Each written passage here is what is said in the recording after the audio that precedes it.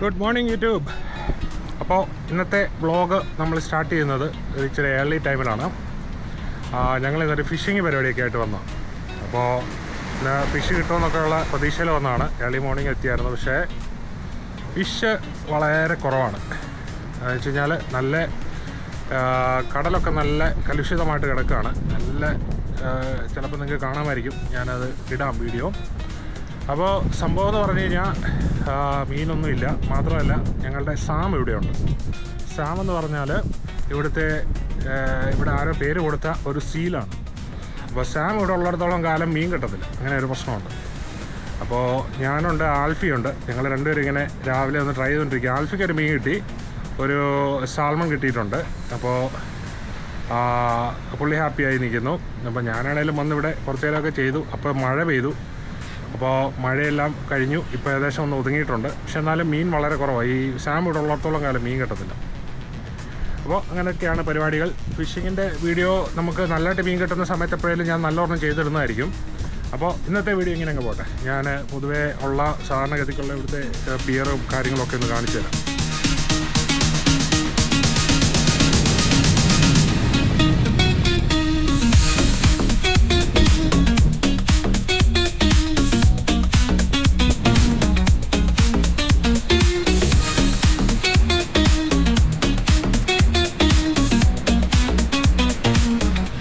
ഇതാണ് ആൽഫി. അപ്പോൾ ആൽഫിക്ക് ഇന്നൊരു മീൻ കിട്ടി. അപ്പോൾ ഞങ്ങൾ രാവിലെ ഇങ്ങനെ വന്നു. ഇവിടെ വന്ന് ചെറിയൊരു പരിപാടിയൊക്കെ ആയിട്ട് രണ്ടുപേരുടെ രാവിലെ എത്തി. നമ്മൾ ഈ നിൽക്കുന്ന ഏരിയ ഒക്കെ ശരിയായിട്ട് പറഞ്ഞാൽ എന്താ പറയുന്നത്, മറൈൻ നാഷണൽ പാർക്കാണ്. അപ്പോൾ ഇതിൻ്റെ 50 മീറ്റർ അവേ ആകുമ്പോഴത്തേന് നമുക്ക് മീൻ പിടിക്കാൻ പറ്റില്ല. അതുകൊണ്ടുള്ളൊരു ഗുണമെന്ന് പറഞ്ഞു കഴിഞ്ഞാൽ ഇവിടെ ബോട്ടുകളൊന്നും അതിൻ്റെ ഒന്നും ശല്യമില്ല. ഓക്കെ ആൽഫി, ഇവിടെ നേരത്തെ ഫിഷിങ്ങിന് വന്നിട്ടുണ്ടോ? എങ്ങനെ അതിൻ്റെ ഒരു എക്സ്പീരിയൻസ്?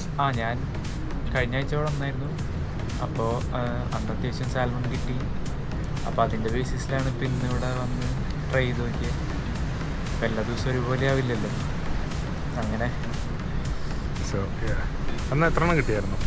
അന്നൊരു 5 സാൽമണും ഒരു ഫ്ലാറ്റഡും, പിന്നെ അത് കൂടാണ്ട് ഒരു പാരറ്റ് ഫിഷ് ഒരു 25 സെൻറ്റിമീറ്റേഴ്സ് ഉണ്ടായിരുന്നുള്ളൂ. അത് 27 എങ്കിലും മിനിമം ഉണ്ടെങ്കിലേ നമുക്ക് ഇവിടുത്തെ റൂൾസ് പ്രകാരം അത് നമുക്ക് കീപ്പ് ചെയ്യാൻ പറ്റുള്ളൂ. അപ്പോൾ അത് റിലീസ് ചെയ്തു.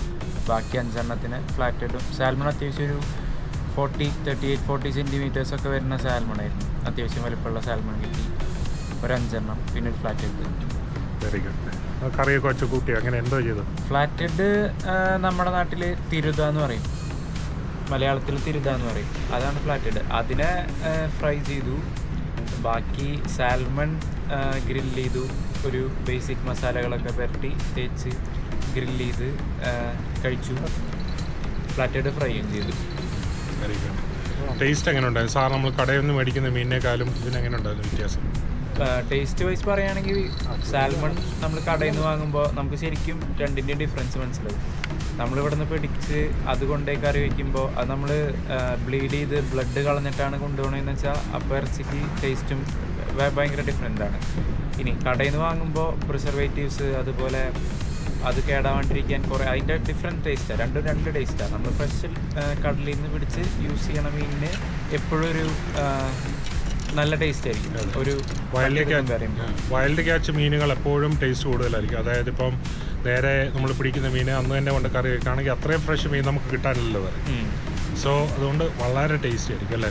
അതാണ് എപ്പോഴും നല്ല ഹെൽത്തി. അതാണ് നമ്മൾ കടയിൽ നിന്ന് വാങ്ങുമ്പോൾ അവർ പ്രിസർവേറ്റീവ്സും അത് യൂഷ്വലാണ്. പക്ഷേ ഇവിടെ നിന്ന് നമ്മൾ ഡയറക്റ്റ് കടലിൽ നിന്ന് പിടിച്ച് എടുക്കുമ്പോൾ പ്രിസർവേറ്റീവ്സ് ഇല്ല, ഹെൽത്തിയാണ്, ടേസ്റ്റിയാണ്, ഫ്രഷാണ്. മീൻ പിടിക്കാന്ന് പറഞ്ഞാൽ വലിയ ബുദ്ധിമുട്ടുള്ള പരിപാടിയാണ്. ആർക്ക് വേണമെങ്കിലും ചെയ്യാവുന്നതാണ്. എങ്ങനെയുണ്ട്? എല്ലാവർക്കും വേണമെങ്കിൽ. ഇപ്പോൾ $100 $200 ഇത് റോഡും റീലൊക്കെ വാങ്ങി ചെയ്യണവരുണ്ട്. ഒരു $32 KMRTന്നും അതുപോലെ തന്നെ ചെറിയ പൈസ കൊടുത്ത് എക്യുപ്മെൻറ്റ്സ് വാങ്ങി ചെയ്യണവരുണ്ട്. അപ്പോൾ നമ്മൾ റോഡ് ഏത് ഉപയോഗിക്കണോ റീൽ ഏത് ഉപയോഗിക്കണമെന്നല്ല, നമ്മൾ ക്യാഷ് ചെയ്യാൻ. അതെ, നമുക്കാണ് റോഡ് ഏതാണ്, ഇന്ന ബ്രാൻഡ് റോഡാണ് അങ്ങനെ അറിയുള്ളൂ. ഓരോ പർപ്പസിനും ഓരോ ഡിഫറെൻറ്റ് റോഡ്. അപ്പോൾ നമ്മൾ ഈ പിയറിൻ്റെ പരിസരത്ത് നിൽക്കുമ്പോൾ നമ്മൾ റോഡിലല്ല, നമ്മൾ ഏത് ബെയ്റ്റ് ഉപയോഗിക്കണോ, ഓരോ ഫിഷുകളും ഡിഫറെൻറ്റ് ടൈപ്പ് ഓഫ് ബെയ്റ്റിലാണ് പ്രിഫർ ചെയ്യുക. അപ്പോൾ നമ്മൾ ഏത് ഫിഷാണ് ഒരു ലൊക്കേഷനിൽ കാണപ്പെടുക അതിനനുസരിച്ചുള്ള ബെയ്റ്റ് ഉപയോഗിച്ച് കഴിഞ്ഞ് കഴിഞ്ഞാൽ നമുക്ക് കുറച്ചുകൂടി എളുപ്പമായിരിക്കും. അപ്പോൾ ഈ ആർക്ക് വേണമെങ്കിലും ട്രൈ ചെയ്യാം. ഇപ്പോൾ ചെറിയ കുട്ടികൾ ഇവിടെ കുറച്ച് നേരത്തൊരു ചെറിയ പയ്യൻ നിന്ന് മീൻ പിടിക്കുന്നുണ്ടായിരുന്നു. അപ്പോൾ അവനൊക്കെ ഏത് പ്രായക്കാർക്ക് വേണമെങ്കിലും ചെയ്യാം. അതുപോലെ തന്നെ ലോ കോസ്റ്റ് ആയിട്ട് ചെയ്യാം. അതുപോലെ നമുക്ക് ഇത്രയും കൂടി ഒരു ബോട്ടൊക്കെ എടുത്ത് ആഴക്കടലിൽ പോയി ചെറിയ രീതിയിൽ ട്രൈ ചെയ്ത് നോക്കാം. ആർക്ക് വേണമെങ്കിലും ചെയ്യാം. പൈസ കുറച്ചും കൂടിയും ചെയ്യാം.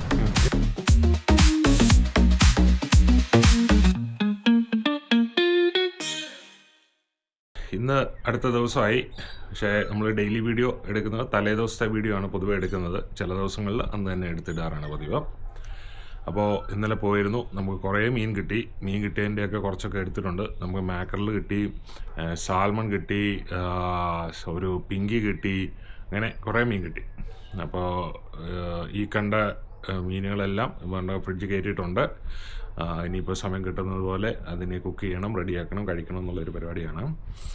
ആൽഫിക്ക് 3 മീൻ കിട്ടി, 3 സാൽമൺ കിട്ടി. അപ്പോൾ പുള്ളിയും ഹാപ്പിയാണ്.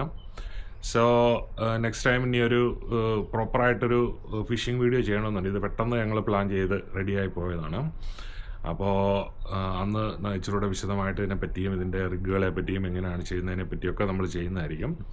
സോ എനിവേ ഞാനിപ്പോൾ പോവുകയാണ്. അടുത്തൊരു വീഡിയോയിൽ കാണുന്നവരെ സന്തോഷമായിരിക്കുക, ആരോഗ്യമായിരിക്കുക. See in the next one.